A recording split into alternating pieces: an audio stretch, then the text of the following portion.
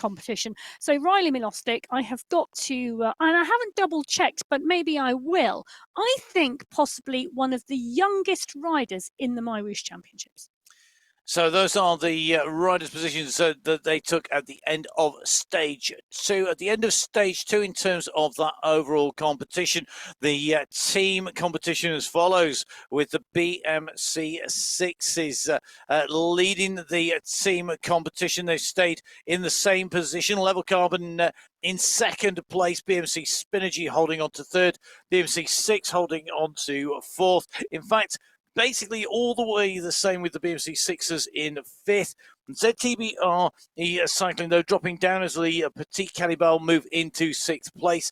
ZTBR moving into seventh. Wheelies holding on to eighth place in the team competition. Ninth place with Cycling District 6. And Team 71 holding 10th place in that team competition. It's time for the first of our men to hit the race route here in Alula on stage 3 of the MyWhoosh Championships for 2025. A huge pack once again making the way out here and heading out on to our race routes. Oh, there is indeed. And I'm just going to put a very quick call out of you listeners who are listening, not watching, because I understand there's a number of you using us as talk radio whilst at work. So thank you for tuning in to the MyWhoosh Championships, however you are tuning in. Arujla is at the moment tuning in by tuning hard off the front of the pack at the moment. The rider from Brazil, dialing it out of the start pen, ensuring he's at the front of the race as they turn the corner. Out of sight and out of mind. He got the picture all to himself there. Marius Fossi, the yellow jersey on the front of the pack. Omar Vaz is there. Carlos Marin, Maxime Fabra, Sebastian Escobar in the sprinters jersey. Now, that sprint competition is the first one we are going to contest today at that 3.4 kilometre marker. Currently, Escobar in that sprint skin suit. He's got 19 points overall, very consistent across both days. The other rider that's been going up against him, Stephen Tigert, currently with 17 points in second place. This is our yellow jersey where Marius Fossid on your screen. He's going to be looking to defend that jersey today, and it could well go to a sprint on the line. It could indeed, and then in that case, don't discount Marius Fossier, giving him a bit of a wave back. We saw him punch the air in delight at that finish yesterday, right. And quite rightly so. In fact, the only rider inside the top 10 who didn't change position yesterday. That is how close the racing is. Some real big movers and shakers in the overall standings. Overall, big differences. One or two riders moving up a position or two. So Vladimir Toro, the rider in 11th place going into stage 2, came out in 10th. Jeff Rooney moved from 10th to 9th. Patsal moved from 9th to 8th. Escobar dropped down, although improving on the sprints, went down from 6th to 7th overall in the general classification. Maxime Fabre also dropped a place down into 6th position. Arrego dropped a place down from 4th to 5th. Cadabona dropped from 3rd to 4th. Two big movers. You saw them on your screens earlier. The rider who took 3rd place on the stage moves to 3rd place in the GC overall. Peter Cridland moves from 5th to 3rd, and big moves for Riley Milostic, moving from 8th place overall up to 2nd place in the GC, as well as taking that 2nd on the stage. Big result for him. Yeah, it really was a big result and a great day on stage 2 for the young rider. I think there's a number of riders in the pack who are thinking about today because whilst I talked about 9 seconds earlier, I'm taking a look. 37 seconds separate the top 14 riders here. John Wakefield in 13th, Drew Abbott in 14th overall at the moment. Consistency is key and being as close to the front as possible. Draft like a monster is my message for stage 3 today, because every way you can take that draft, it's energy conservation for the finish, but it's also energy conservation for what is coming tomorrow. And for the men tomorrow, it's 3 laps of the Zurich course. It is going to be a massive stage. Now, for me, though, Matt, the challenge here is that trading off tomorrow in Zurich and the following day in Japan, the riders might be, how should we say, conserving more energy today than could perhaps make exciting racing. I'm a little bit concerned about that. Not sure it's going to happen. We didn't actually see that really play out in the women's race. I'm hoping we don't see that play out in the men's. Oh, well, I actually don't. It doesn't worry me if it's conservative racing because we've got so many checkpoints. We've got a lot of checkpoints on the way through. I do think what for me is going to be very, very telling in this is who responds. Not so much who's going to be pushing, but who responds in each of our categories. Because I think that the big GC guns are going to hold fire, and that gives the opportunity for everybody else to have a go. If it follows that pattern, you've got the chance to have a dig. Now, Marius Fossier at the moment having a bit of a dig on the front. To say he is our race leader, Fossier really kicking on at the moment. Well, checkpoint coming up very, very quickly. And you can see it just around the bend on the top right-hand corner of your screen. They can't see it yet, but we can. Well, they can if they look at the top right-hand corner of their screens. But it's not on the road in front of them. There you go. They're going to get the first glimpse of the green. That's the first sprint checkpoint. Fossier coming off the pace at the moment. Happy to let anybody else come over the top. I think he just wanted to ensure that the push was there. Now he starts to pick up a little bit more. He doesn't want to miss the pace, miss a break. But there's a big push coming. Kozel's gone. Mamba's gone at 12 watts per kilo. This is intention. But Sponsel looks to me as though he's going to pick up the points. Sponsel with the timing absolutely nailed that. He went at just the right time. Everybody else took a little bit of a look at each other and went late. And even with that massive kick that we saw come from Mamba, he takes second place. So 5 points for Sponsel. Mamba in second takes 4. Tigers in third takes 3. Silver in in fourth takes 2. And Escobar taking just the 1 point. Le Petit Cannibals are indeed doing the business in the sprint checkpoint now. Those 5 points going to Sponsel. And interesting to see all of the riders moving through that. One or two riders off the back of the group at the moment are having a steadier day. Not a steady day for Stephen Tiger. Just done a little bit of maths, and I think, if I'm correct, that with that ride in there, gaining those points, he has just equaled the points held by Escobar at the top. They're tied on points at 20 points apiece in that sprint competition in category 6. And so Escobar, super close on the front. Yeah, Escobar coming through in 5th place, only picking up 1 point. Very, very key point, though. Junior Silver on our screen. He's got that ZTBR jersey on, nice and bright in the pain cave. And he's part and parcel of the pack, the Brazilian rider right in the mix. Great to see. There's a really strong Brazilian contingent on the MyWhoosh Championships. There is. You can see the air conditioning unit there as well. Just, I'm sure, blowing plenty of cold air his direction to keep him cooled down and to keep him moving smoothly. And I'm liking the bottle in the bottle cage there, Junior. Full marks from me, 10 out of 10. A minor throwback there to the women's commentary race. In the women's race. Yes. So we were debating the placement of water bottles and whether the risk was worth the reward. Well, Montoya and Fossey, Cronje in the mix as well as Philo and Gibson.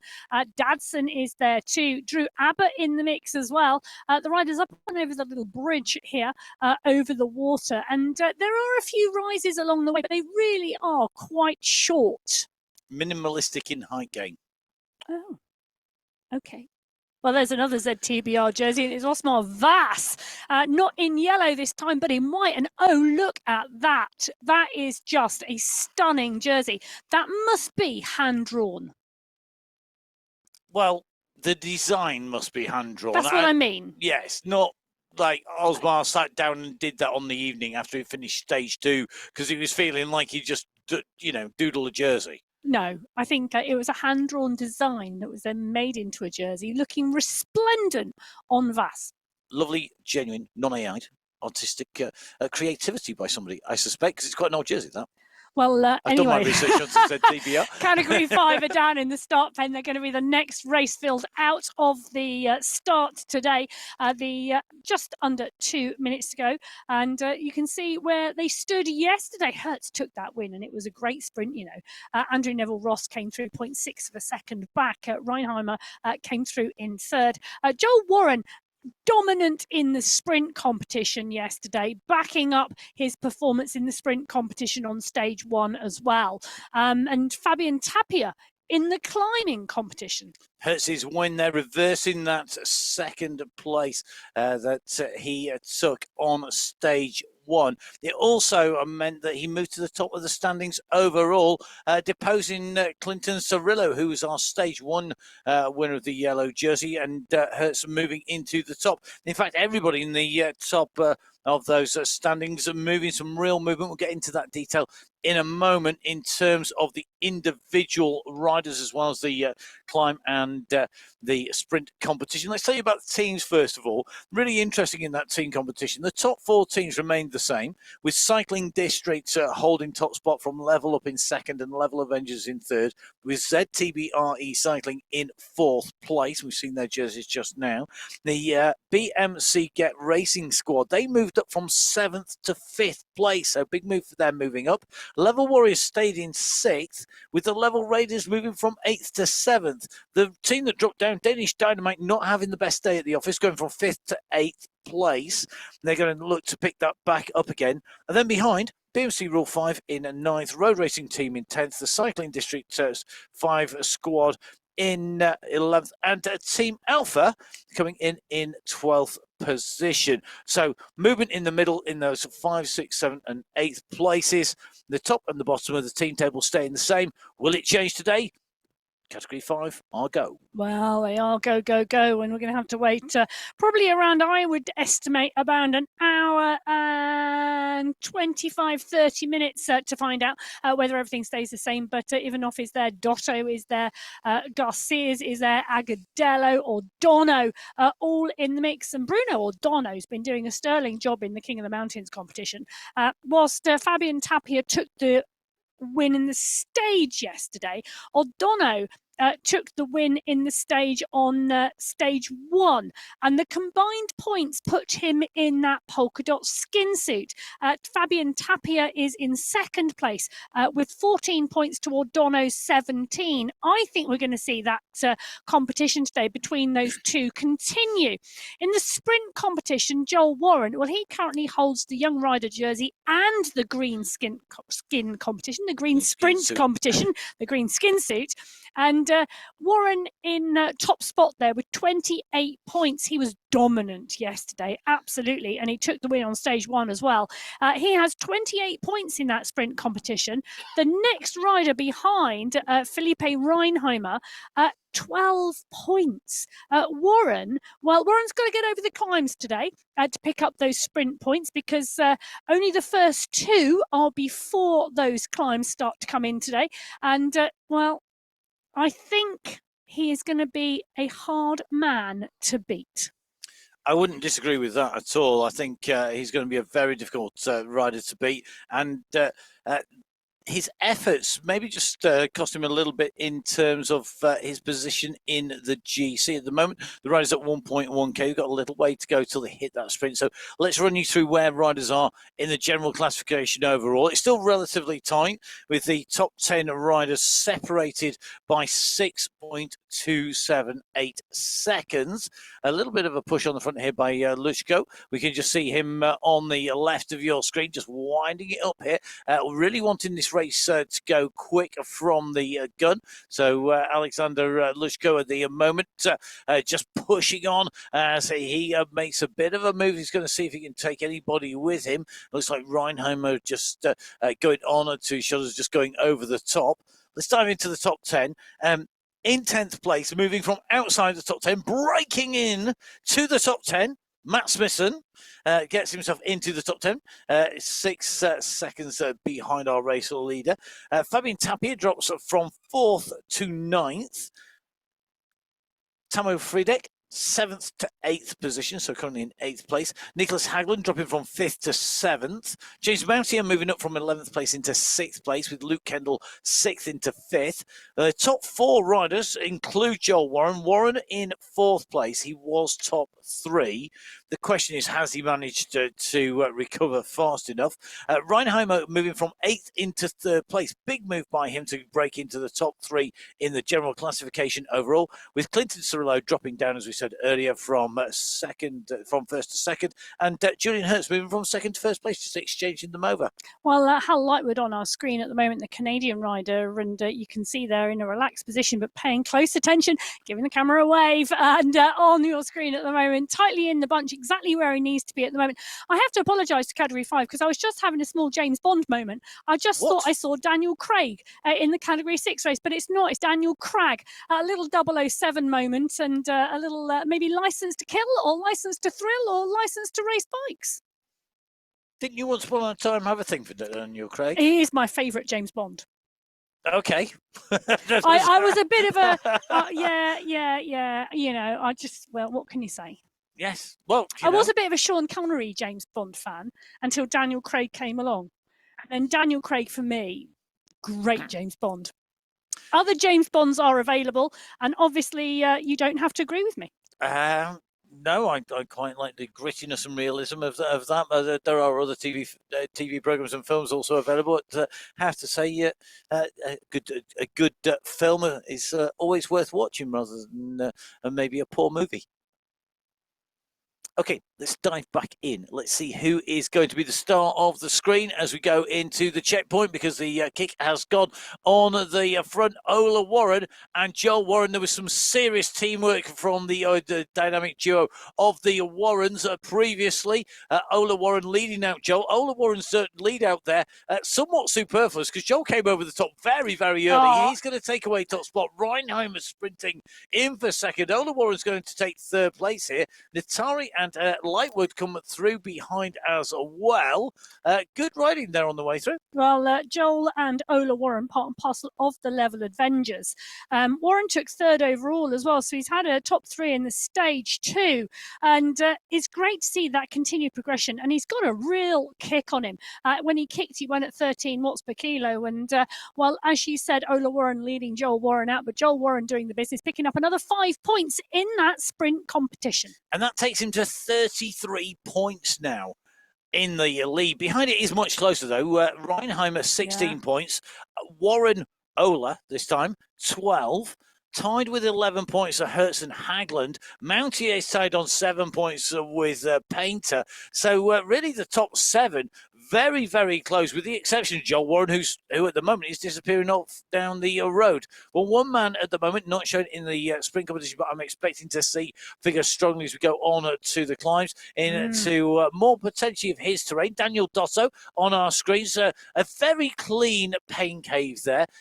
Nothing really in the background other than white. It's going to be very bright, and some people, you know, I always liked my pain caves to be dark.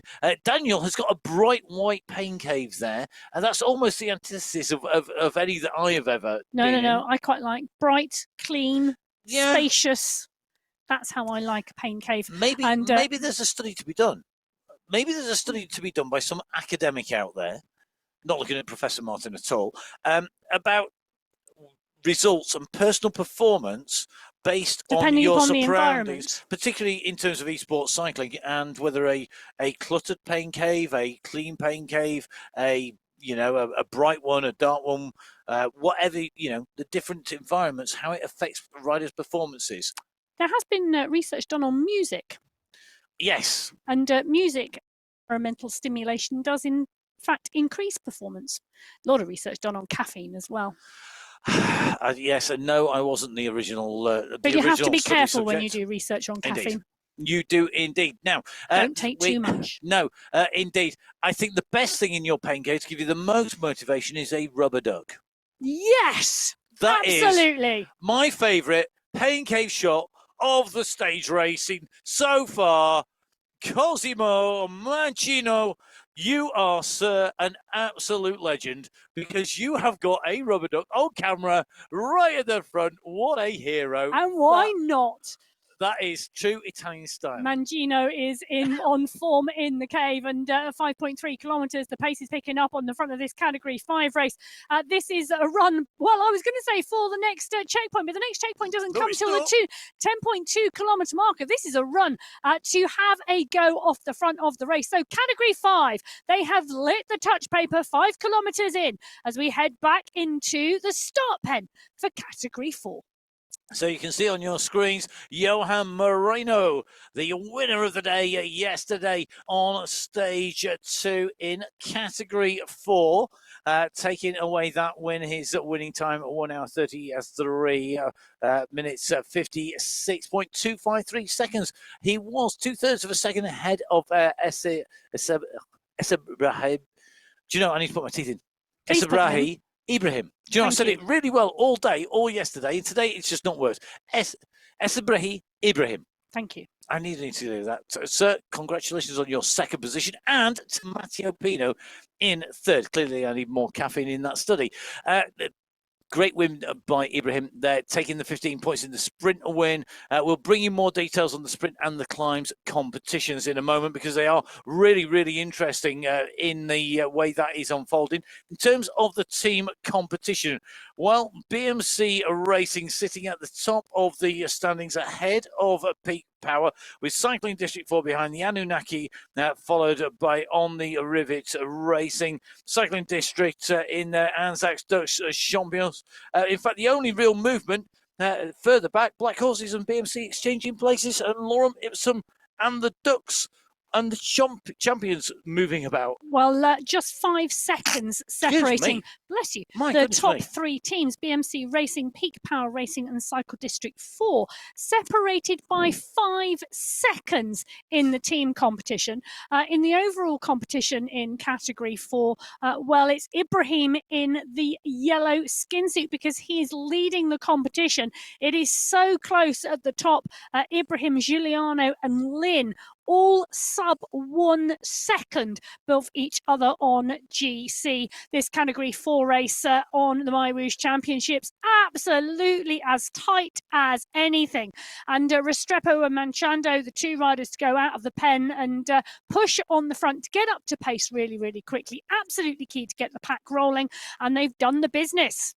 Indeed, and great to see Johan Moreno, who's absolutely quickly up to speed. He's chasing after Machado at the moment. So at the moment, Joao Machado out of the start. The Portuguese rider ahead of Nicholas Spratt, and the rider Spratt there, really very attentive, easy to spot in that green skin suit there, trying to close the gap down with Sanchez, with Quiros, with Hernandez as well. Ibrahim had a good day yesterday. He did. Yesterday, he's currently in the yellow jersey, leading the competition coming into stage 3. Yesterday, he put in a phenomenal performance, not just in the finale, but in the sprint competition as well. He picked up 15 points in that sprint competition, which took him into 3rd place. Nicholas Spratt currently sits on 20 points at the top of the tree in that sprint competition. He'll be in the green skin suit. Villada on 16 points in 2nd. So there's still a lot of room and potential there. The first opportunity today coming at the 3.4 kilometre marker. The polka dot skin suit that you can see on your screen at the moment is El Alami. He currently has 23 points in that competition, ahead of Ryan Giuliano with 14. So we're in with the leader, Ibrahim. What a legend yesterday. I mean, we've put some numbers to it, but he moved from 4th place. He wasn't even on a GC podium coming into the stage. That stage win took him through to the win. In terms of the lead, at the end of stage 2, brilliant riding by him to move from 4th to 1st place with another sprint finish, and with lots of sprints here today. So long as he climbs reasonably well, he's got to be a big favourite for that finish today. Let's run you through the riders immediately behind him in that top 10, because we did have some movement in there. We have Hernandez dropping from 9th to 10th, Nicholas Spratt dropping from 6th to 9th, maybe paying the price for all of those big kicks that he put in. Quiros holding, moving up and in to 8th place. Bush at the moment holding position in 7th. Looks to me like Luke Allport breathing so deep at the moment. He was doing an incredible Hulk out of his level jersey there. You could see Luke with another new jersey. Just go back to the top 10.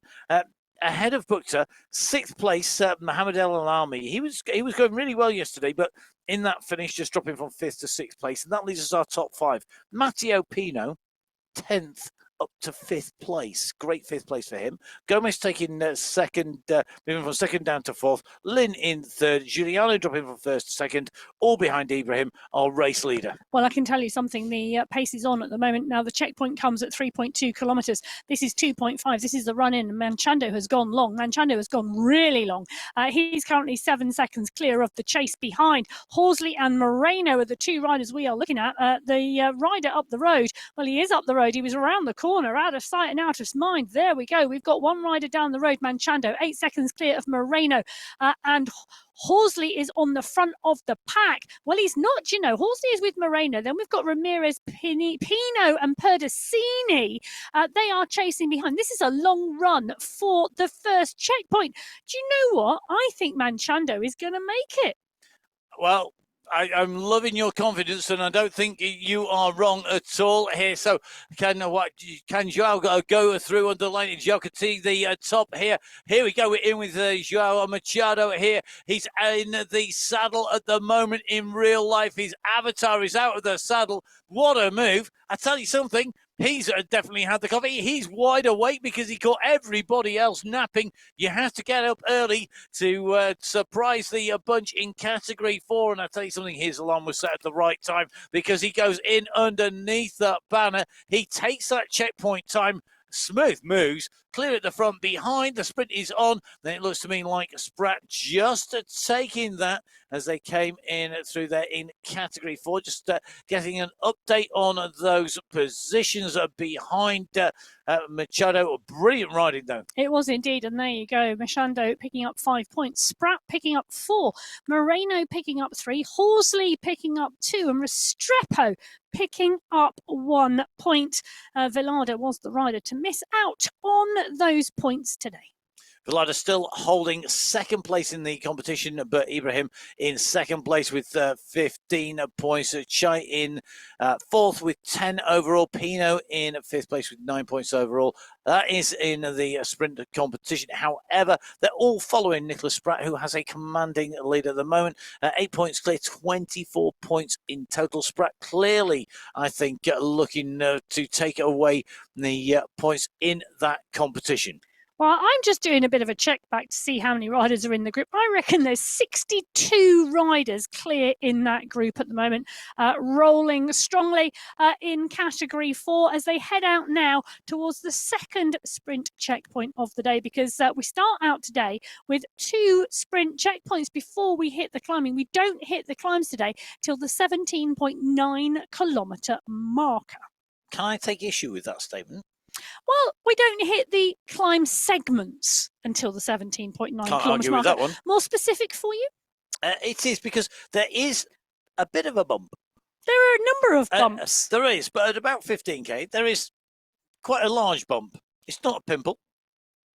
It's not a little bit of a goosebumps. This is a great big lump, because it is as tall and as steep as any of the Alphacar hills in their singularity. Put together, the Alphacar hills are indeed harder, and they are a climb segment, but there is that bump before, and it does give you the opportunity. I mean, given that we've just seen an attack and a move to go clear to take the points there in that sprint, it could well be that we are going to see people going for a long-range attack, and that would give you the opportunity with a run into the climbs. Down the road. So Spratt is 9 seconds down the road. Moreno is there with him as well. So there is a small group just off the front. And I tell you what, Spratt is going for this. There's actually a really big push on the front there, down in the distance as they go around the corner. We're back in with Rushamaki here. Rushamaki is in this group. This group are not responding to the riders down the road at the moment. They don't seem to be worried. They don't seem to be worried. They are. I think that is an aftermath of the sprint, is it not? No. Because, well, you saw Spratt go through there in the sprint, and then he's just kind of continued. It's not forming one group, though. They're split at the front. If they want to go, they need to get this together. They do, because working together as a trio would be much better than one rider on the front. But it's good to see, well, the movements are being made quite early. It is indeed great racing here in Category 4 as we get ready to send Category 3 up and running. We're trying to cover all 6 categories all the way through the course of the racing. Category 3 is, though, by its nature, exceedingly exciting. It is a great race category. Franklin Almeida taking away the stage win from Dorvin Ellis in second place. And you see another close finish, 0.292, separating Almeida from Ellis. And it was only less than 200ths of a second back to Andre Diduch in third. In terms of sprints, well, it was Nicolas Fournier who took that win on the stage. And in terms of the best climber of the stage, it was the young rider himself, David Badil, a rider who took 8 points on the day. Yeah, really interesting. Almeida putting in a phenomenal performance to take the win yesterday, 1 hour, 33 minutes, 39 seconds, 0.2 of a second clear of Ellos. That was enough to put him into second place overall on GC, behind Nick Squillari, just 2 seconds behind him. Well, we'll go through the individual GC a little bit later on. Let's just bring in these teams. Now, take this, handing it out to everybody else, with the gold grabbers holding second place and What's Up holding third. The Guardians of the Peloton moving from 5th to 4th. And in fact, that was the only movement, the exchange of places between Level Golden, who moved from 4th down to 5th, with that Guardians of the Peloton squad. Behind them, Take That Mafia in 6th and Cycling District 3 in 7th, with BMC Racing in 8th, holding their positions from stage 1. So only those central teams switching position. Yeah, but I'll tell you something, we could see more switching today because just 14 seconds separate the top 5 teams in Category 3. This has been such close racing in this category with big packs rolling. And I wouldn't discount Take That Mafia, who are 29 seconds down. So they're still inside a minute as well. And for a team time where we're talking nearly 9 hours, Take That, the leading team, who are setting off from our pens, setting off from a race start here today. Their team time so far, 3 fastest riders' times on each stage added together across the 2 stages. 8 hours, 54 minutes, 15.373 seconds, to be separated by 6.7 seconds from second place after nearly 9 hours of racing. Shows you just how good the racing is. We're in with Franklin Almeida, the Masters leader, as they make the way out on the course. And Franklin Gomez Almeida just hitting the pedals nice and smoothly at the moment. Great to see that he's in here nicely. He's looking pretty smooth. I don't think he ever looks like he's flustered when we see him in that pain cave. The Masters competition at the moment in Category 3, which is no mean feat, I can tell you. No. The Masters competition, 10 riders 45 and over, part and parcel of that Masters competition. But this Category 3 pack already alight. Big push coming in on the front at the moment. Nick Squillari is in the yellow jersey. He's right to the front of the group, keeping an eye on things. The first sprint coming up. This is going to be interesting because this just shows you how close this race is. Nicolas Fournier holding that green jersey at the moment, 21 points to Christopher Morgan's 21 points. Pavel Gonda, 20 points in third. Nick Squillari on our screen at the moment, currently in that overall yellow skin suit.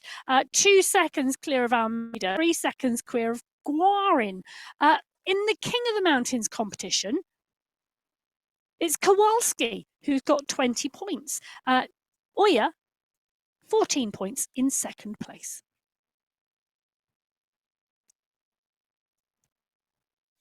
So the overall slightly different, of course, because Badil was the rider who scored the most points yesterday. He scored 8 points. That moved him up to 4th place. He's just outside that top 3 of Kowalski. He's looking, I think, to move up again today. A very similar way of riding. Interestingly, Christopher Morgan, a rider who went on the breakaway yesterday, in with Rafael Amaro and Nicolas Fournier there, saying, "Let's get some turns going here. Let's get a move on here." The sprint leader overall at the moment for me, just I'm not sure I would be pushing on quite as strongly here in Alula on this rolling course as they make their way down on the roads here. I'm not sure I would be helping the sprint leader. Badil, seeing the danger, he's coming across. I suspect one by one we're going to see the entire group come back together here. Well, maybe. Amaro, Elos, Brune, Fenderich, and Nice are all guardians of the peloton. And David Baddiel on our screen at the moment, the young rider in the competition, he is, look at that, he's waving to the screen. An individual rider, not part and parcel of a team. He can do his own thing. He can team surf, he can rider surf, he can use the riders as he wants to, and really just go out on his own. And using it to great effect, and I think there is a simplicity of not being in a team, but of course there's a massive compromise, and that is you don't get that strength in down. You don't have other people who are going to go chasing down the moves for you. You're not going to get that same level of protection and potentially that same level of warning, and there is a positive mental side to being in that team and having that team support, which maybe offsets that simplicity of being on your own. Different strokes for different folks, as the saying goes. Yeah, well, at the moment we've got a small group forming at the front, but it's not that far off of the main group. They are indeed pulling the breakaway back. Nice move as they come towards the 3.4 kilometre mark. And they don't want to get caught before the checkpoint. They want to get caught after the checkpoint. But at the moment, that group could well run into them unless Fournier really starts to wind it up. And wind it up he is. But he's coming back off the pace again now. Interesting move as to why. Well, he's juggling. He's juggling. It. Well, he's going to go off the front. He's still got that distance. He's got that distance advantage. The group behind ran out of road to close them down and go over the top. Fournier and Morgan from that group are going to go through, and they're going to go through in 1 and 2 there. They instigate them in. Fournier and Morgan have gone. Nice moves by them. They pick up the points coming through. Not really a massive shock, I have to say. No, but nicely done and nicely executed. So Fournier, 5 points he picks up in that first checkpoint competition here. Morgan picks up 4. Gonda picks up 3. Stenman picks up 2. And Guarin picks up 1. Now, Christopher Morgan puts the dig in on the front. He doesn't want this to settle down. He wants the pace to remain high here. And he really is trying to pull this group along. Well, Fournier trying to close it down. Gonda in 2 also wanting to close down because they don't want Christopher Morgan to go off the front. And they don't want him going on to the next checkpoint for a good reason. Fournier leading, 26 points overall now in that points competition. Morgan in second place, 25 points. Gonda in third, 23 points. So no way is Gonda going to let Morgan go have a roll off the front to go down to the next checkpoint. That would just be like giving the points away. He wants to bring Morgan back in. Fournier, Morgan and Gonda, actually the 3 riders who've got the biggest incentive to get off down the road and reinforce the lead over Stenman in 4th place at the moment with 17 points.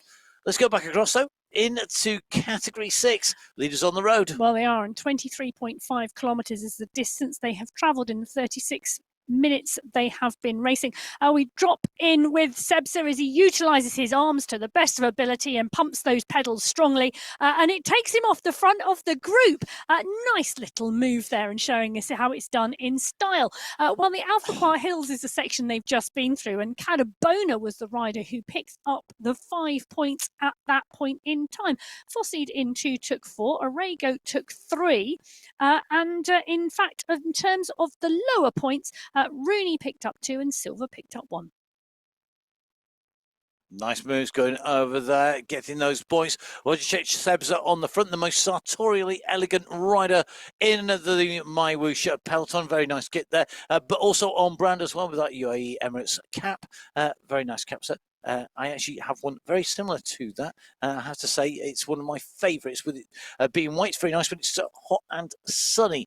Right, John Wakefield making the move up to Sebsa on the front of the race. Fossied in the mix at the moment as well. In Category 6, these riders really are looking to keep this racing hard, I think. I don't think anybody wants it to ease off, do they, Emma? No, Wakefield, we saw him yesterday on the front of the group as well towards the last part of the race. race and really wanting to keep the pace high and keep it rolling. There's a real balance. The teams and the riders who aren't going to excel over the next few days, where it really does get mountainous, will want the race to take place today, whereas some of those riders may be happier to wait on their laurels for tomorrow. So Sebza and Wakefield, Vass and Rooney right at the front of the group and pushing it on little. Well, next riders already waiting down in the start. I'm sure they're eager to get off and race today. Now, let's see who is going to be able to take the next win after the win of Ross Fawcett. Fawcett taking the win on stage 2. He came through at the front of that sprint just ahead of Matthias Van He, the rider who is, he came into the stage leading the GC. He went out of the stage leading that GC, the general classification competition. Big moves from Nathan Guerra to get into that third place. Brilliant sprint by him. Really saw him pushing on. In terms of sprints, well, sprint winner on the day was Maciej Skierski, scoring 12 points on stage 2, and on stage 2, Adrian Alvarado, 9 points in that KOM, the King of the Mountain competition. Will Alvarado be able to defend that with our 3 climb segments today? We will have to find out. In terms of the team competition, the Goats are still leading that from Abus Sports as they came in through the Watt Bonds, holding on to their third position. Moving up into third was the Fast guys. They went over the top of the Smarties and the Hitmen. The Hitmen are now into 5th place with the Fast guys in 6th. The UAE Clan team, well, they are in 7th place. They moved up 1 place with Cycling District 2 currently in 8th position. 9th position is Raiders of the Storm. 10th is Raiders of the Storm behind Maple Baguettes in 9th, BMC Elite Racing in 11th, DMH in 12th, and the UAE Team Emirates Gen Z squad, the youngsters, currently at the moment sitting in 13th position. Well, the top 5 teams covered by 3 seconds in Category 2. The racing is hard, the racing is fast, and we are going to see that today. The overall yellow jersey held by Matthias Van He. He's holding that by, well, I'll tell you something. There's less than a second separating the top 4 riders. Van He has had himself in the right place at the right time, and normally that is right at the end by the checkered flag. He's been absolutely a master of timing in terms of his finish. He's had a 1st place and a 2nd place with such small time gaps that it has enabled him to continue to wear that yellow jersey, and he carries it into stage 3. Alexei Kalman is in 2nd, and Nathan Mendakowicz rounds out the 4 riders within that 2nd. Yeah, and I think both Maciej Mendakowicz and Nathan Guerra really have to be applauded. They moved up, a similar movement up by Khan Kane as well, to move into 5th place. So 6th to 3rd for Guerra, 7th to 4th for Mendakowicz, 8th to 5th for Khan Kane. In fact, behind Tatsu Koistonen, 10th into 6th place. Even Bennett moving up into 7th. Other riders moving down, so Gadazi, Bjarhe, Becker and Co, as well as Hoffman, in fact, moving down. But the gaps, they are phenomenally tight at the top. Got to say, big up to Matthias Van He. He has shown himself to be a very, very worthy leader of this race. He took the win on stage 1. Stage 2, he's come through and held on to that lead, no problems at all. I just think he's just doing exactly the right thing. Be there as long as he can and then see what happens in the mountains. Well, I think and I wonder whether there is a subliminal mountain message going on in his pain cave, because right next to that bike, in the background, that superb mountain view. Well, Van He taking the yellow jersey into today. Ivan Nuki. Now, I bet that's one rider who is looking forward to the mountains. There he is. Look at that arena that he is in. Whichever hall he is in Abu Dhabi, it's a fabulous stage to be riding the bike and racing at stage 3 on the MyWhoosh Championships. For me, he's one to watch as we move into Zurich tomorrow and then into Japan on stage 5. We know he has great climbing legs. Now, in that climbing competition in Category 2, it's Adrian Alvarado who tops the table at the moment with 24 points. Khan Kane in 2nd place with 12. That could all be up for grabs today because we've got 3 climbing checkpoints. Alvarado, you can see there in that polka dot skin suit. The green skin suit, well, that sits on the shoulders of Maciej Skierski. 17 points he has in that competition, 12 of them picked up yesterday. He finished second overall in that points competition on stage 1. He took the green skin suit from Olivier Simmons, the Abus esports rider, who has 14 points in second place.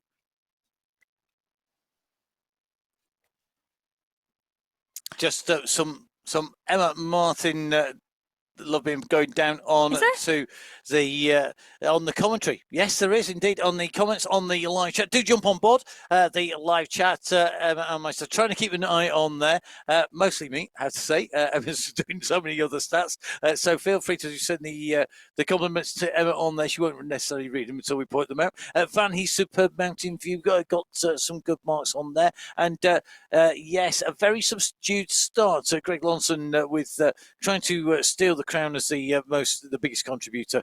Difficult when we're here all the way through all of the races. But yeah, I agree. It's taken a little while for it to get going. I think there's a lot more focus. I think the further up the categories we go, the more focus there is on those exact moments when the effort is needed to do and get those points, rather than necessarily animating the racing. And we do generally see categories 6, 5, and 4. They're just a little bit less inhibited, I think. Well, but what's interesting here is category 2 seems to be following the strategy of category 3, actually. A small group of riders going down the road at the 3-kilometre marker, the first checkpoint at 3.2. They are going to see that banner very shortly. The question is, will this group come from behind and charge and go over the top? Manchando at the moment pushing on here. Skierski's here, SS is here, Trujillo is here. Interestingly, they let the riders at the front of the sprint competition come to the fore of the group and go clear. David Stella, though, is not one of those riders. He's putting in a stellar performance at the moment as he goes underneath the banner to pick up 5 points. Olivier Simmons is going to take 4. Skierski in the green skin suit is only going to get 3 points out of that. Well, great ride by David Stella there. Yeah. Previously, he scored 4 points in this competition, riding for the UAE Team Emirates Gen Z squad. The Italian rider now moves up, and that has taken him from down in the lower positions right up into 4th place overall. He's got 9 points in the bank there. He added to those the original 4 with the 5 that he's got that you can see on the screen. Simmons' 4 helps him pull back the gap a little bit onto Skierski. They're separated by 2 points. So at the top of the overall standings in the sprint.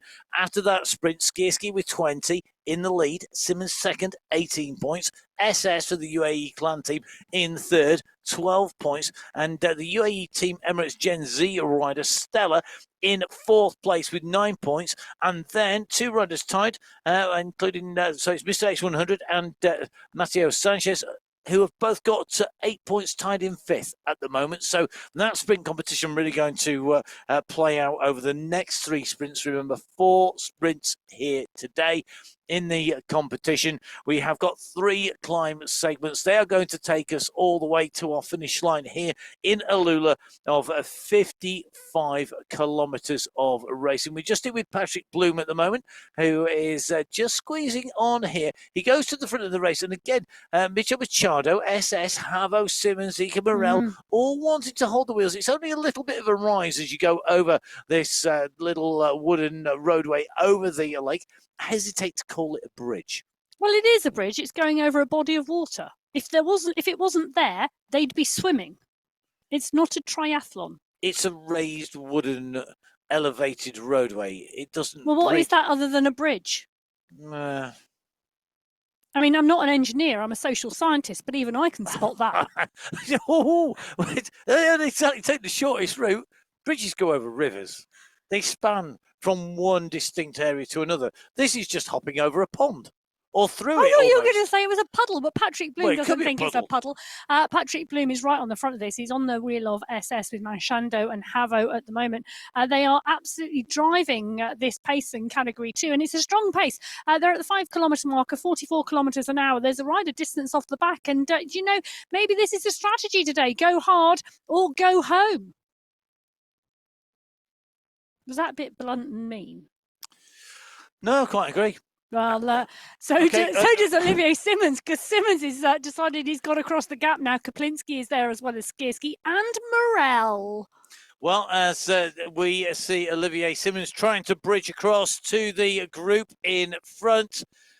He is trying to make his way up to that leading group of three. Will it carry him across to the riders in the lead? He's going to get there, but he's going to bring the rest of the group. They're going to come back together again as we drop in and across to the Category 1 riders. Our elite riders are our last riders to go each and every day here on the MyWhoosh Championships. And the rider leading the overall standings is the man who, at the moment, if you wanted to mine a vein of form, this man has struck gold because Ollie Jones at the moment, 2 wins out of 2, leading overall and taking the win yesterday. Michael Vink in second with super sprinter Jesper Paradines taking third place. Paradines scoring the most sprint points on the stage, and Jason Osborne scoring the most climbing points in that KOM competition. But can I just say, Ollie Jones, 2 days, 2 wins, 2 perfect timed sprints, and that word perfect, well, absolutely the word to use. It is indeed, and really interesting. Ollie Jones's squad, the Alpha Jaw squad, really are working hard to bring that team competition in as well. They moved ahead of Aber Synergy at the end of stage 2. They've moved into the lead. They are a whole 1.002, don't forget the 002, 1.002 ahead of Aber Synergy in second place. The Farmwork squads, Boss Moves Only, Venga Boys, Natural Born Grillers, and La Domestiques span from 3rd to 7th respectively. None of those teams moving their team position at all. The Venga Boys and above been are holding within 15 seconds of the front of the race, very close in those top 5 teams. Alpha Jaw, though, with Jones, very, very strong. We'll see if Jones can do it again today. Well, he's teeing up for it. He is, but let's not forget Kaminsky, Vu, Yasin and Turek packing strongly behind on final countdown here for stage 3. So stage 3 is a go. We are heading out into Lula, 55 kilometres, 392 metres of ascent. We've got to get our way all the way through the Lula world to take us around on this big loop up and over the Vessel Rock climb. We've got a long run into our first climb segment of 18k. The first sprint comes up quick. The yellow jerseys surround the yellow skin suit of Ollie Jones. Let's just talk about Jones's performance, first of all.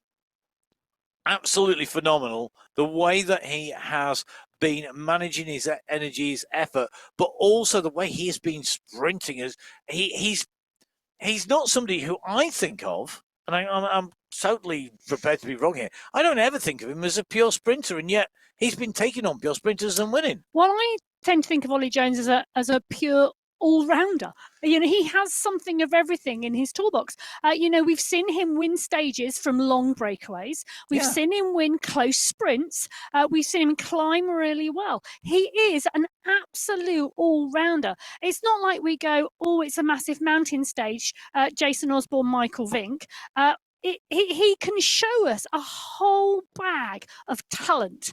And that's what makes Ollie Jones really exciting, because I tell you something, when he's on form, you just don't know what's going to happen. Now, Michael Vink on our screens at the moment, and you can see him same place as he was before, still got the tool bag underneath his saddle for when he nips outdoors later. And Ollie Jones, Michael Vink, it's been really good. With Jesper Paradines, those 3 of them have all been top 3 both days, but just a little bit shimmied around. Vink currently lying in 3rd place within a second of Jones. Strong riding there. His teammate Jason Osborne lying in 5th, 1 second back. Now, in the sprint competition, let's just take a little look. Jesper Paradines, as we mentioned, leading that. Jason Osborne on your screen at the moment. And 25 points Jesper Paradines is leading from Pauskirski at 16 points. Ricardo Panizza, 15 points. And it is a view of Jason Osborne that a lot of people get to see. Yes, you just follow him. I'm sure I used that. Now he's leading the King of the Mountains competition, and if you were going uphill, that is the view you would be seeing. Jason Osborne on the front, out of the saddle, dialing it. 20 points he holds in that climbing competition. Riccardo Panizza in 2, consistently finishing second both days for the Wenger boys with 16 points behind. You said the word dialing it. I'm not sure Jason Osborne wasn't dialing it. That to me looked like he was ticking over out of the saddle. Not every time you get out of the saddle are you going to be sprinting, are you going to be putting down maximum power. Sometimes you're just rolling it over. You know, if you want maximum speed, quite often sitting down and spitting it out is actually a way to go. Michael Vink at the moment looking to make this race hard from the gun. He's stretching his legs. He did this yesterday. He went off early, stretched his legs early. Michael Vink's doing it again here. He's up and away. Daniel Churek nicely tucked into the group there. Plenty of reading on the shells, I noticed, just in case he's got a long turbo session dialed in and he decides he's not going to want to watch the world. There's nothing wrong with having a library, you know.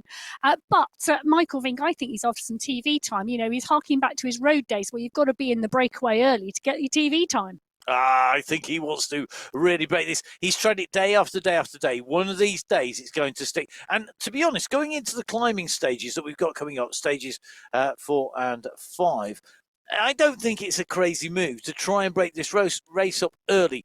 Josiah Betty going early as well, looking for that breakaway. David Nitko up there, Palskierski responding to it. This could be a dangerous move. If they can get themselves together here, I think there's just going to be the problem they've almost got is because Michael Vink's in there, they're going to get chased down.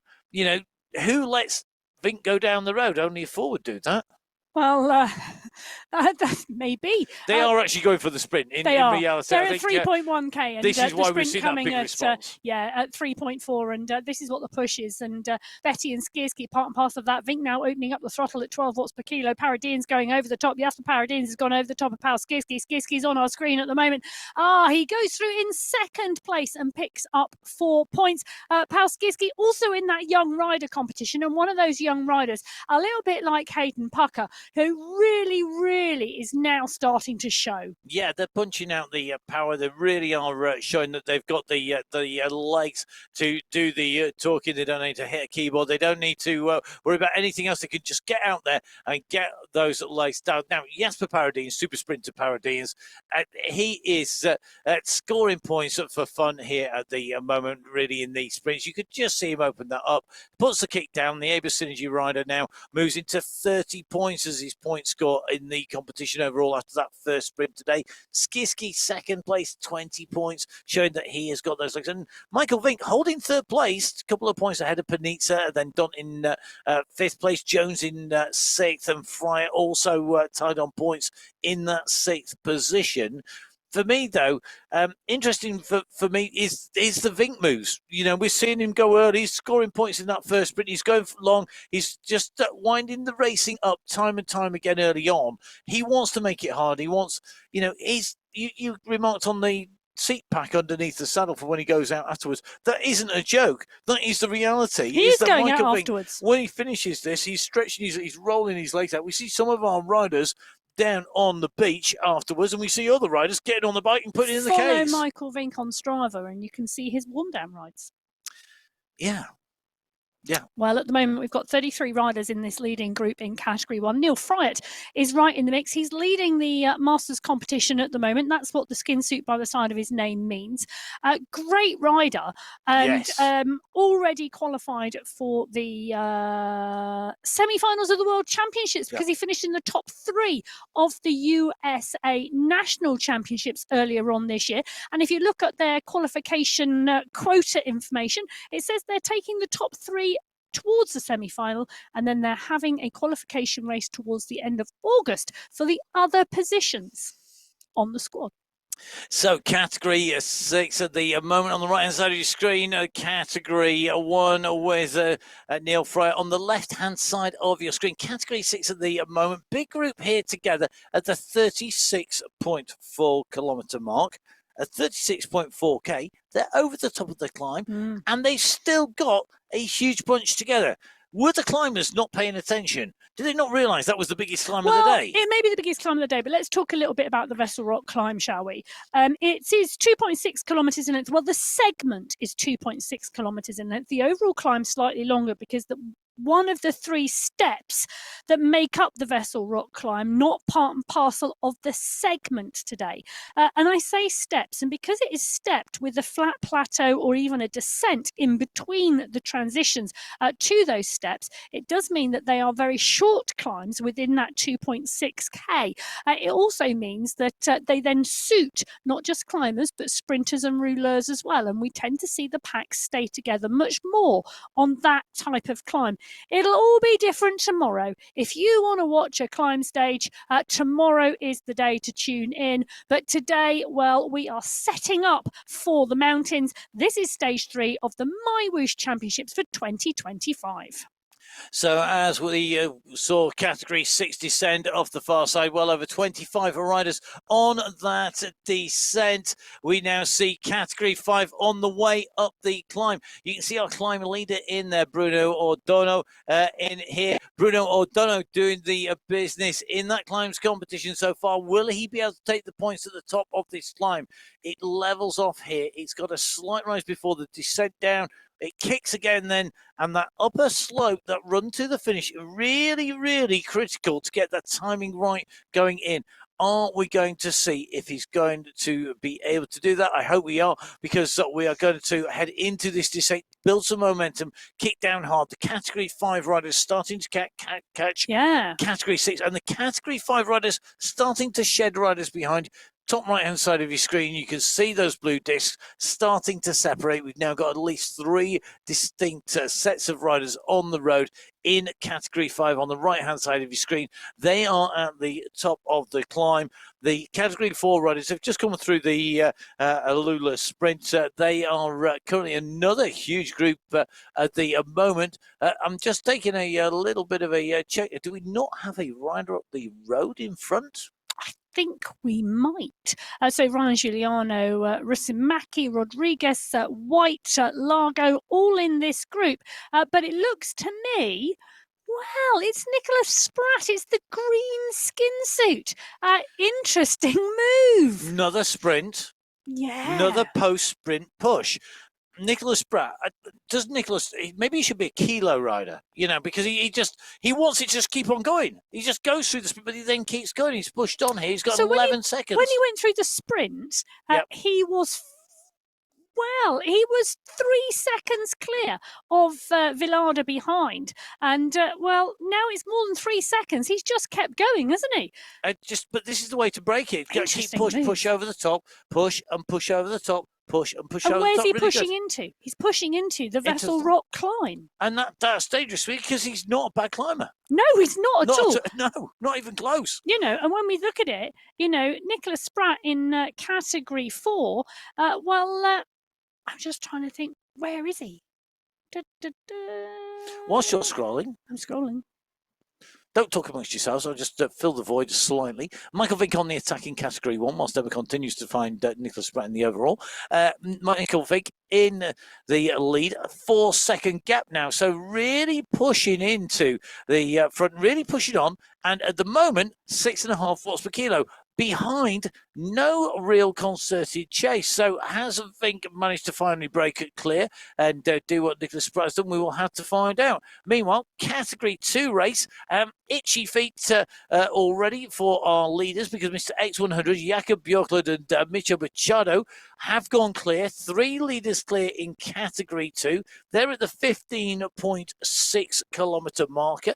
They're coming into towards those Alpha Car hills. They've just come off that rather large bump that comes before. They've used it to get the gap, and at the moment that gap is 15 seconds between the 3 leaders, our breakaway 3 riders, Mr. X100, Micho Machado, along with Jakob Björklund behind. The push just about starting to engage, but it's 16 seconds now. Yeah, they're at the 16-kilometre marker as well, and they're 200 metres clear of the chase behind. Kaplinski, Kisnowski, Hansen, Stays and Bloom are all at the front as a group, but at the moment they seem happy. I don't see why anyone would seem happy to let those 3 riders road, but only their teammates. Well, and that's it, isn't it? Because the teammates then mark the front of the group. They come to the front, they come off the pace. They take the pace off the group, they allow the gap to get bigger. And that's what your teammates are for. Your teammates will not chase you if you are down the road. You know, it's their job to protect your gap. Well, X100, Mashando and Bjorkland, the three riders clear at the 16.5 kilometre marker. And they're coming in towards the Alpha Quar Hills, the first climbing section of the day. In that Category 2 race, the mountains competition held by Alvarado, Kayan in second, Tagasuki in third. X100 sitting in fourth place suits him in terms of picking up points here. But Shando and Bjorkland could well be in this for the long run. And one of the things, and I was just doing some quick double checks, each of those riders, they're all in a separate team. They're all teams of 5 riders. So potentially you've just suddenly taken 12 chasing riders out of that chase group. 12 riders behind. Takasugi, Quintero, Alvarado, Chillo, Gaddazi, Gombe, Havo, Guerra, Nuki, Mutawai, Grace, and SS. They don't have to try. Well, right now on your screen at the 10-kilometre marker, the next checkpoint at 10.2, and Michael Vink's gone down the road for a long one. Jasper Paradines has launched to catch him, realises he can't, comes off the pace. Palskirski doesn't want to miss out on the points either, but Vink, he wanted those points and he went long for them. Paradines couldn't catch him. Power coming through as well there. So Michael Vink picking up the points on the Newtown sprint checkpoint. Jasper Paradines coming through in 2. Palskirski does indeed pick up 3 points. He's been sweeping up those points quietly today. Ricardo Panizza picks up 2 and Kel Power picks up 1. The entire pack are through now, and I'm just double checking to make sure everybody is in the group. Yes, they are, all 33 of them still together. Well, I say they're still together. Michael Vink is still dangling out front. Well, Michael Vink's not going to back off. He's going to do, you know, a sprat. He's going to keep on pushing and push on through and continue onwards, because that is what he does. It's very rare that you see him ease off very early. Meanwhile, into the Alpha Quar Hills in Category 2, Mr. X100, Mitchell Machado and Jakob Bjorkland continue to squeeze on. 28 seconds they've got now. This could be a very decisive breakaway. Category 2 coming into this stage was very, very close indeed. Top 10 riders separated by 2 seconds overall. And that really does tell you the tale of where this racing is at. Fractions of a second separating the riders. In fact, the top 33 riders in Category 2 separated by 7 seconds. So not 9 seconds, as we said in the intro. 7 seconds. It is less than 9. Up there now, in with Jakob Bjorkland. You can just see in the background yellow jersey blown. Jakob Bjorkland, very experienced rider on MyWhoosh. A lot of kilometres under his wheels, and at the moment here with Machado, with Mr. X100 continuing to push. This is really good move. Well, it is a good move, and I think this is a concerted move on the race, not just on the section, because Bjorkland, part and parcel of the Maple Baguette Express, one of those teams who are lower down the rankings at the moment. They've got Nathan Guerra on their squad, as well as Sebastian Havo, Frederic Gombert, and Arvin Godzari. I think they're going to go well when we start to go uphill, and I think Bjorkland really does want to establish some time gaps today to help the team.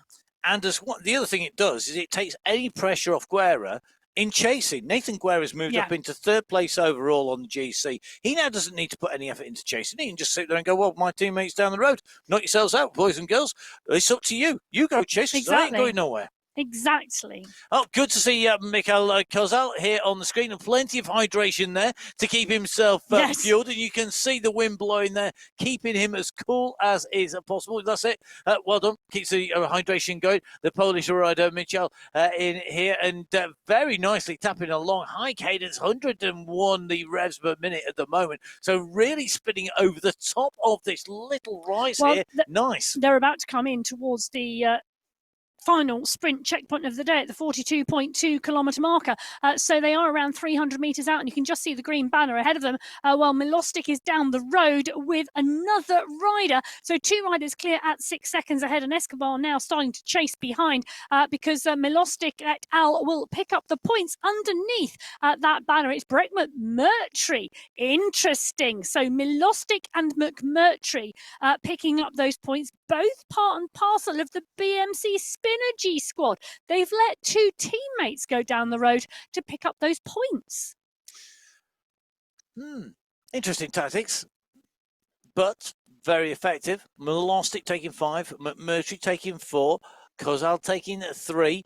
2 for Escobar, 1 for Canabana. So Michel Kozal, that clearly working, whizzing his way up there, fully hydrated. And those points that he earned there have moved him up into 4th place overall. So as they've come through the final checkpoint of the day in Category 6 in terms of sprints, with 1 more climb checkpoint to go, Randy Milostic is the leader on the road at the moment, just doing some recovery from that sprint, the leader of the under-23s. So the sprint competition Category 6, Tigers leading by 2 points at the end of the day, 26 points to Escobar's 24. In second, Sponsel in 3rd place with 21 points, 25 points separating the top 3. Then it's Kozol with 12, Mamba in 5th place with 10, but very close behind, hardly anything separating the top 15 riders in that competition. Well, that is correct. Next 100 going out here towards the end of the Alfaquara Hills section. He's going to want to pick up the points in the King of the Mountains competition. Mashando and Bjorkland behind. It's still a 27-second gap back. Look at that gap now. And you can see it on the top right-hand corner of your screen. In fact, the group are not even in shot behind. There they go. They're coming into camera shot right now.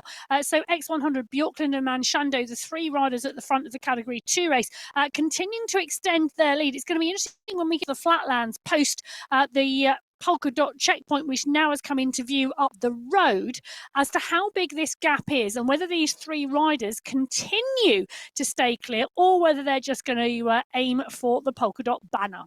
Well, I think Mr. X100 most definitely going for the polka dot banner there. The big kick from him. He currently lies in 5th position in that climbs competition. He sits in 6th place at the moment. So let's see if he can, 5th place, can he move up into 5th? He's got 6 points. He's tied in that position. He's going to want to go, but look at this. Bjorkland's gone over the top. Mr. X100 was needing those points, but Bjorkland is going to take them. Bjorkland in the climbs competition. Well, he's not scored a point so far. He has now. He goes to ahead of Mr. X100 with Michel Machado behind. The run is on behind Adrian Alvarado. He's going to look to salvage as many as he can. He will take 2 points with Khan Kane taking 1. Those points are going to be added in to the overall climb competition standing. So Bjorkland confirmed with 5 points from that section of the Alfacar Hills. Mr. X100, the leader of the Masters competition, going through in 4th place. Then we've got Machado in 3rd. Alvarado in 2nd, and Khan Kane coming through, taking that 1 point. When those points are added to the points so far, well, Alvarado, 26 points.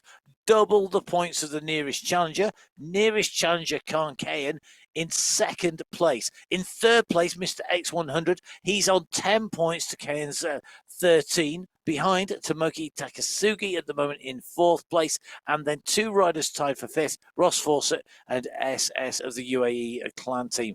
Up at the front of the Category 2 race, that sprint into the checkpoint, closing down what had been a 30-second gap between our race leaders and the 3 escapees and that chasing group behind. We're going back across to Category 1, meanwhile, as we see a white skin suit making its way up the road. We do indeed. And, the white skin suit can only mean one thing. The young rider leading the competition in Category 1 is the rider going down the field at the moment and off the front of the pack, trying to trying to spice up the racing, and it is, of course, Hayden Pucker who did this yesterday. Tried to what's the word? How shall we put it? Instigate some activity. Didn't work yesterday. I don't think it's going to work today. It is calm, it is considered, and it is a predictable stage behind at the moment at the 16-kilometre marker. I know one or two of those riders. I've had a chat with a few of them. Waiting till tomorrow, but what can be done today? Never put off till tomorrow what you can do today. I don't think I've ever heard you say those words in a commentary studio before. Never mind in the studios, full stop. So we are here with Ricardo Panizza. Panizza looking like he's got 2 bottles on the bike. He's got a bottle at the side there as well, so plenty of hydration. Hopefully he's fueled up as well. You can see at the moment they are looking at Jason Osborne in that polka dot skin suit start to push on down the road at this 16.8 kilometre marker. We're going to go into the Alphacar Hills, and when we hit those hills, that's when you would expect to see Jason Osborne up to the front, defending his lead in that climb competition.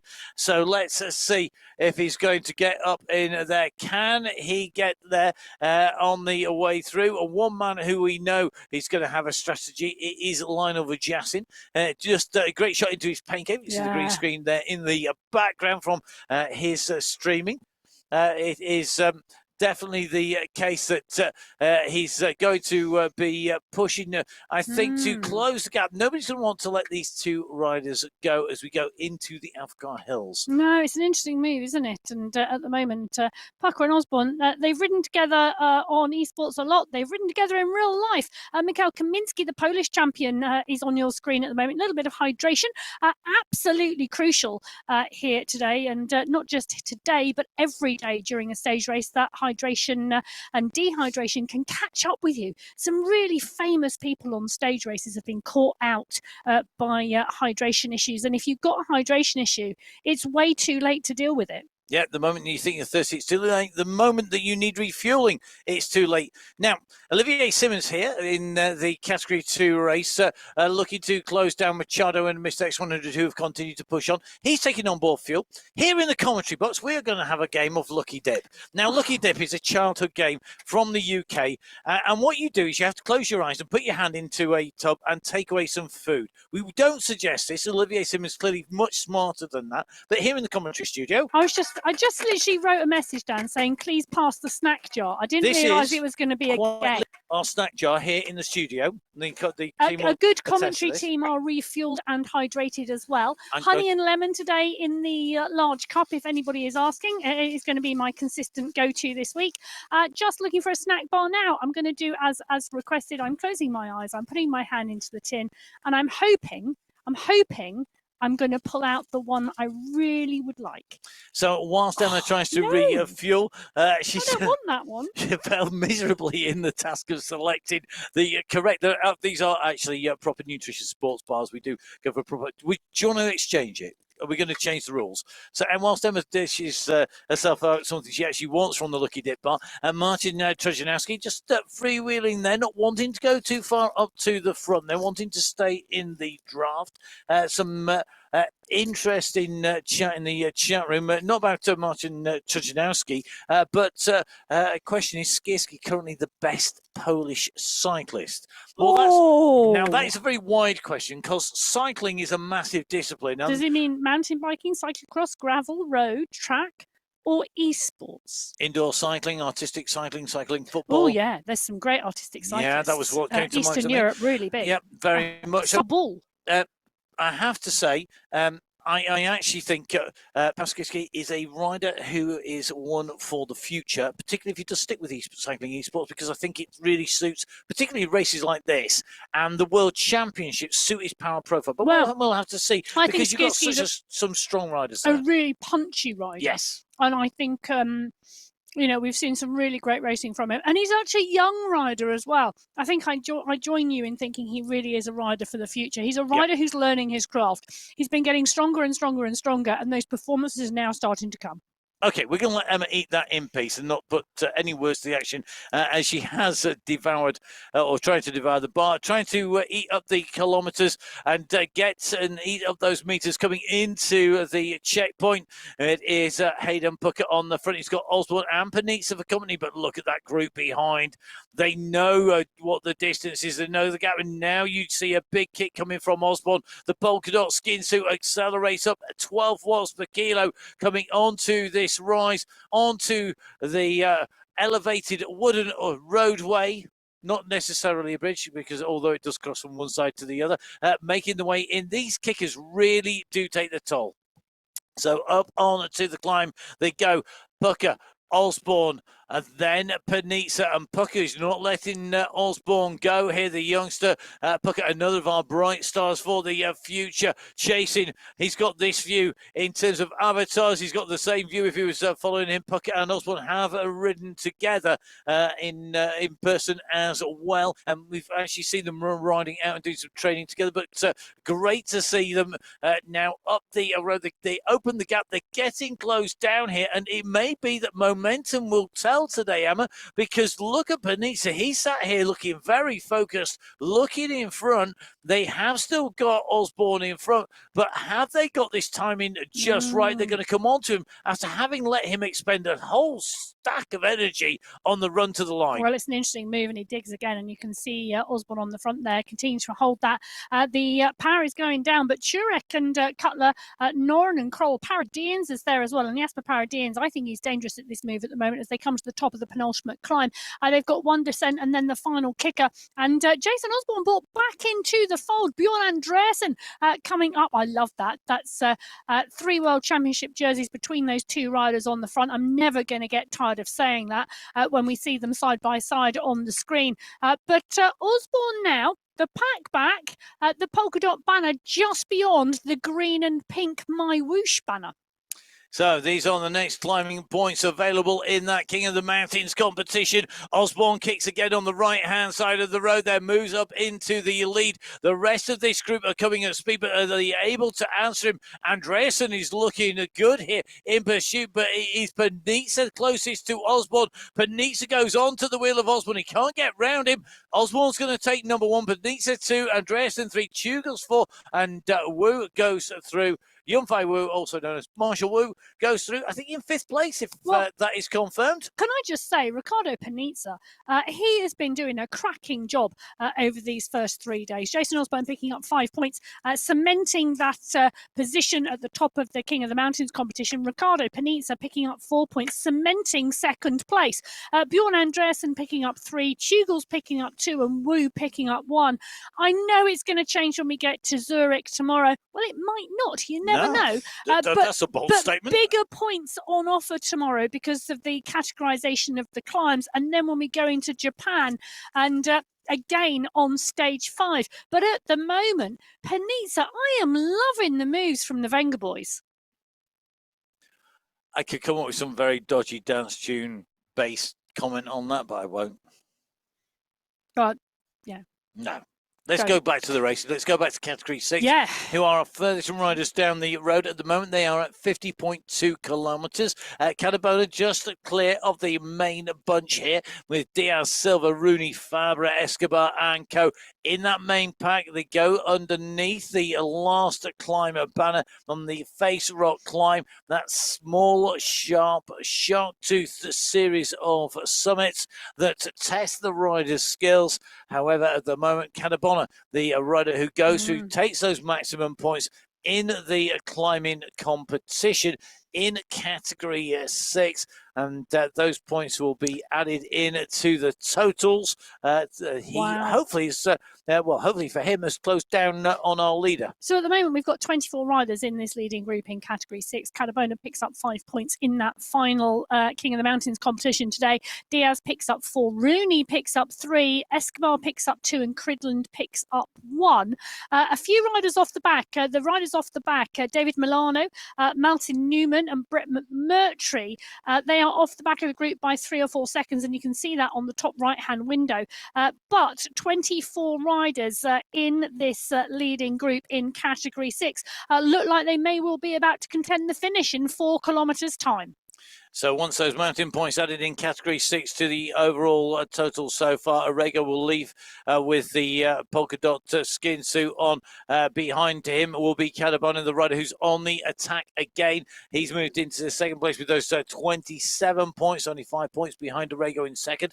Toro in third at 14 points. Fossett in fourth with 8 points. And Jeff Rooney in fifth place in Category 6 in that climbs competition overall after 3 stages with 7 points. But realistically now starting to look like as we head into the big mountains tomorrow, Orego and Cadabona well clear in the lead of that climate competition. Fossey, Milostic, Cadabona, Cridland, Silva, Escobar, Fabra, Montoya, Purcell, Wakefield, all at the front of this pack. And it's almost like reading the top 10 in the overall competition. They are all lining themselves the positions right for the finish, and it is going to be one finish today. We may have thought at the outset of today we could have seen a group go clear. Not in Category 6 we haven't. With a big group like this coming through, those time gaps could be very close at the finish again today. Well, it's not too long until we get to that finish. Marius Fossett, the yellow jersey wearer, the man who we saw punching the air in delight at the end of yesterday's stage, leading the overall general classification competition. Don't forget, top 10 riders in the overall classification, as well as our top 7 teams. Lots of prizes across all of the categories. $1 million in that prize fund, shared equally between the men and the women. The prize structures the same across both sets of races. 6 race categories, every single race category with prizes. All of our riders here on MyWhoosh in the MyWhoosh Championship, subject to verification to ensure all of the performances are real and that they are putting down the power that they say they do. The level of equipment is standardized. You've got to hit minimum standards in terms of your equipment to ensure that that power reading is right. Double recording. It's going to record those watts that are put down by Category 6 as they come into the finish. Category 5, a little bit further out at the moment. Category 5 currently at the 48.9 kilometre mark. And Category 5 are just coming in towards the triple summit that is the Face Rock climb. They are going to be heading in to try and score points in the climb competition. Meanwhile, Category 6 are heading in towards our race finish. Well, they are indeed, and they are coming towards the final 2K to go. And at the moment, it's wide across the road. Milostic, Silva, Diaz, Montoya, Llewellyn is there, Orego, Rooney, all in the mix. And the pack's content to roll steady at the moment, and no one wants to be on the front. I just seen Kozel come to the front and go and drop to around 1 watt per kilo, shutting it down very, very quickly. And take a look at this. They're all shutting it down quickly because no one's pushing on here at the moment. Fossett 1.9, Rooney 1.4 watts per kilo. This is zone 1. Rooney's numbers are the ones we're looking at the moment. Oh, we've just popped up, and 3-4 is getting a little bit spicier. And it's one of those things at the moment, you're trying not to expend too much energy. You're trying to watch everybody else. You don't want to be the first one to go because you want the draft. But either you've got to go for a long one or you have to take the initiative. And Jeff Rooney at the moment, watching towards the back of the pack at the moment, just one short climb here at the 53.4 kilometre marker. It's just one of the bumps on the road on the run in. There is another one to go as well before the flat run to the finish line. They're up and over. The pace is coming off. It's settling down again. So we're going in with Llewellyn, Fossett and Kozel, the riders who have all been putting in strong performances to now. Marius Fossett, the rider to watch. He's been on form so far this week. I think that is something to say. He's had 2 wins already, 2 stages, 2 wins. Can he go for the treble? That is the question. We have indeed had one of the women do it today. Can it be matched by the Category 6 men, the yellow jersey? Keep your eyes peeled. He is strong in the sprints. Well, they've got 1,000 metres to go. So with 1,000 metres to go, the riders lining themselves up for the finish. Fossey comes towards the front of the pack. He really doesn't want to miss out here, but he won't want to be the first one to launch either. Atruba, Arago, Cadabona, Escobar, Silva, Radamaki, Milostic, all in the pack here. Kozel and Llewellyn as well. They're sweeping round the final bends now. They're going to sight the finish line shortly. It's a long drag strip once they get around this corner to the finish line. We've got around 550 metres to go until they get there, and Montoya is on the front. Mikhail Kozel on the bottom of your screen, really watching the pace and the power. You can see the finish line now ahead of them, and Arago is on the front. Rademacher is there. Kozel now launches. Cridland and Fossey. Fossey goes at 13 watts per kilo. Milostic's gone at 12, but Marius Fossey, the rider in the middle of your screen, absolutely head down, dialing this here. Arago is coming as well. Arago is coming at pace, and so is Cadabona, but Marius Fossey is looking for his third win in 3 days. Can he get across the line? Can the young rider Riley Milostic make it? Can Cadabona make the catch? Marius Fossey, can he make it to the line? I think he can. Marius Fossey takes 3 wins in 3 days in Category 6 on the MyWhoosh Championships. What a race. What a ride. Absolutely brilliant. And Cadabona there taking away second place as they hit the line. Fossey from Cadabona, from Milostic, from Cridland, and then Arago. Fabre inside the top 10 along with Wakefield and Escobar as well. Fossey extending his lead in the race overall, ahead of Riley Milostic there, and that means that he's going to go with that slightly bigger gap as we go on to our more mountainous stages when we head into the Alps, into Zurich for stage 4, and then we go to Japan and ascend Mount Fuji in stage 5. So the riders coming in and through. Let's see how the riders go on here. Just going to add a little bit of a check on the comments on the live chat. Do get in touch, jump on board. Depose Greg Longton from his number 2 comments on the screen. He was close with Peter Cridland in Cat 6 for his tip for the top. Don't forget you can tip who you think is going to take away the win in there. Fossey depriving Greg Longton of the win, but the best comment of the day goes to Greg Longton for Emma to body slam Matt for the win in the commentary box. I don't know. I suspect that if it was to come to something physical rather than mental, I would win. However, the vast intellect that is Emma, Professor Emma Martin alongside me in the commentary box, will win the mental mind games any day. Fortunately, we do work as a team at Full Speed Events, providing professional commentary to all sorts of races, but we love the racing here on MyWhoosh. We're here for the MyWhoosh Championships. I tell you something, I wish we had this much data, this many riders, and this much to talk about as we come racing into all of our race finishes. Category 5 at the moment. Got riders going long at the moment. Hertz having to respond here in the yellow jersey because this is dangerous. Reinheimer on the move up at the front, and he's somebody who we know can sprint well. He is indeed, and Reinheimer absolutely dialing it here. Ordonno is in the mix as well. The polka dot skin suit, that's an interesting move. Lenador is there as well. Martin Wang at the front of the group. They're coming up for the 2-kilometre marker to go. That's still 2,000 metres, and going out now is going to be hard to hold. It's a great move if you can make it stick. The group is just, there's enough people, I think, to always have somebody come after you. O'Dono is going here, the leader of the mountains competition, the climbs competition here in Category 5, are looking to close the gap down. Can they get a breakaway moving off the front here? Will it come down to a sprint? Andrew Neville Ross is down in there. This is going to be really interesting to see because he was firing well. He's been sprinting well, but this group of 4 riders at the moment, this is dangerous. 4 seconds is the gap. Can they make it stay? Well, the 2 small bumps in the road may well help. And with the last 1,500 metres to go, Lenador is on the top of your screen as well. Mukhtari is in the mix, and so is Neville Ross. But they're in the mix chasing at the moment. They're chasing Lenador, Wang, Reinheimer and Ordano. Ordano getting distance from the pack. Stein and Holm is coming from behind along with Painter, but the pace is not on the group. Hagland now starting to run at this. Hagland's starting to do some work, and so is Agadello, but they're not really unleashing the the sprint yet. They've still got 1,100 metres to go here on the MyWhoosh Championship, stage 3 of 8 days of racing. Well, there's a rest day thrown in, and these guys are going to need the rest because they are absolutely dialing it here today as they go underneath the 1,000 metre to go mark.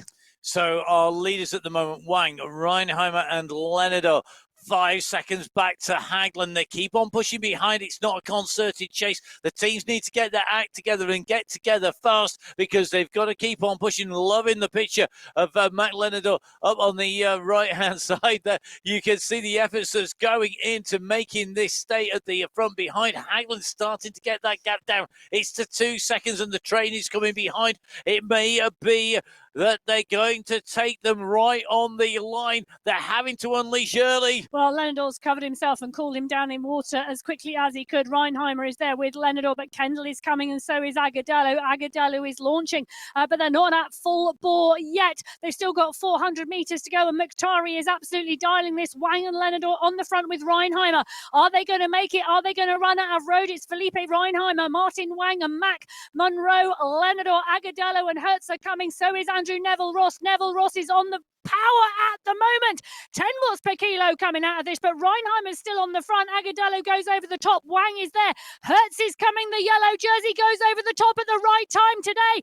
Juice takes the win in Category 5. That was one massive sprint. So Julian Hertz repeats that double win day after day. Fossier took it last as he was going over the line in Category 6. Hertz repeats his win, taking top spot here today on stage 3 from Alexis Agudelo.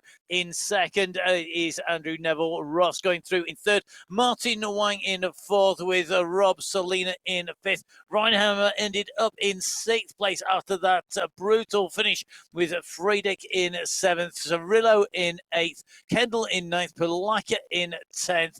An absolutely frantic race finish as they came in there of full marks, and definitely chapeau to our 3 attackers for trying to take it by going early. It made the rest work, but the yellow jersey at the end, what a result. Absolutely flying. It was absolutely phenomenal. I'll tell you something, 9 seconds separated the top 28 riders in that sprint. Absolutely brilliant. So stage 3 continuing to keep us entertained. Well done to Julian Hertz for that win for the cycling district. The 5.1 squad ahead of the BMC Rule 5 rider Agudelo. Neville Ross for the Level Warriors in their Danish Dynamite setting the world light and trying to move back up through that team standings. Once again, Martin Wang leading the way. But one of the really interesting things about that Category 5 race finish, pretty much every team represented up at the front of that race. So that team competition, I think, is going to see some big changes when we move into the mountains, into the climbs of Zurich. That's going to be coming up tomorrow here on MyWhoosh. Do make sure you jump on board and join us. Well, I can tell you in that team's competition, 3 seconds the differential between the top 2 teams in Category 5, Cycling District versus BMC Get Racing. In fact, I am looking 8 seconds, top 5 teams. It is amazing. It's all going to get added together. We're going to get the overall rankings overnight. It's going to be great to see what happens. Well, at the moment, what's happening at the moment, Category 3, we've got Amaro and Morgan on the front at the moment at the 44.2 kilometre marker. They are indeed heading their way towards the final climbing segment of the day. They've got company at the moment, and it looks as though Gonda has joined them, and the gap back to the group around 30 seconds. So 3 riders clear in Category 3 at the moment. Category 4, well, they are now at the 51.2 kilometre marker. They are moving towards the finish. They've been over the Face Rock climb. Cy Bradley took the 5 points over the Face Rock climb. I shouldn't sound so surprised, should I? Not really. Face Rock climb. Great to see him picking up points in the competition. Restrepo picks up 4. El Alami picks up 3. Van der Zandt picks up 2. And Ibrahim picking up 1. Just diving into that Category 3 race there with those riders moving off the front there. really interesting to see that move, but kind of not surprising. I mean, they are riders who we saw moving earlier on and certainly looking active today. We're just going to dive back in with Category 2 on the right-hand side of our screen at the moment. Missed X100 up the road by 6 seconds from Marcin Trojanowski. He's a further 4 seconds clear of Skierski, Masiek, and Co. The big bunch behind, chasing the 2 escapees. Category 2, top right-hand side of your screen. Category 1, left-hand side of your screen. They are currently at the 33.3 kilometre marker. Great time. And it does mean that they are nearly up to the top of the summit. These are for the points on the second of our climb and checkpoints here today. So those are going to be very critical points coming in. Category 4 at the moment at 52.2k. They are into the final run here in Alula, heading in towards the finish. So the climb in Category 1 unfolding. We've got the race finish for Category 4 as they run down towards that finish. And this is still a huge bunch. They've got to keep moving and keep that pace high as they want to discourage anybody attacking off the front, I think. I think, somebody's got to give this a go, because at 52.5 kilometres, there are 44 riders in this category bunch. And they're riding, we're looking at Ibrahim here. He's on zone 2. And the way Ibrahim has been racing, the way that he